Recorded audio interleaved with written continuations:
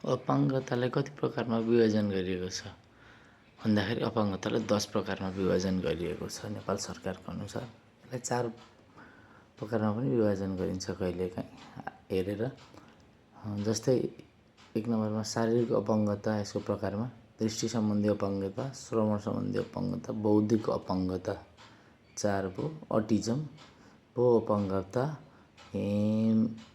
Haemophilia रगत सम्बन्धी अपाङ्गता, मानसिक अपाङ्गता, बोलाइ सम्बन्धी अपाङ्गता, दृष्टि तथा श्रवण दुवै सम्बन्धी अपाङ्गता।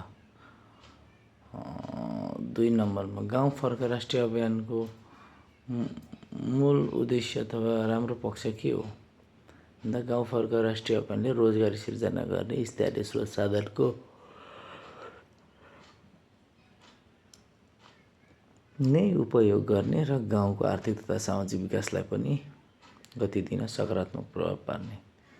3 नम्बर भ्रष्टाचार नियन्त्रणमा सक्रिय रहेका संस्थाहरूका नाम के हो भन्दा अख्तियार दुरुपयोग अनुसन्धान आयोग, ट्रान्सपरेन्सी इन्टरनेसनल, यो विदेशको हकमा, नेपालको हकमा चाहिँ ट्रान्सपरेन्सी इन्टरनेसनल नेपाल भन्ने।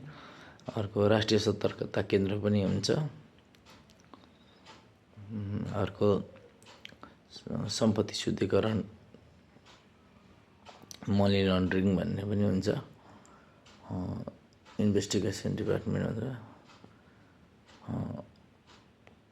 एकात्मक सरकार र सङ्घीय सरकार बीच के फरक छ भन्दाखेरि एकात्मक सरकार भनेको शक्ति र अधिकार केन्द्रमा मात्रै सीमित हुनुलाई एकात्मक सरकार भनिन्छ भने सङ्घीय सरकारमा अधिकार चाहिँ सङ्घ, प्रदेश र स्थानीय तहसम्म बाँडिएको हुन्छ। यसमा चाहिँ शक्ति अधिकार विकेन्द्रीकृत हुन्छ। अहिलेकोमा चाहिँ एकात्मक सरकारमा चाहिँ शक्ति केन्द्रीकृत हुन्छ।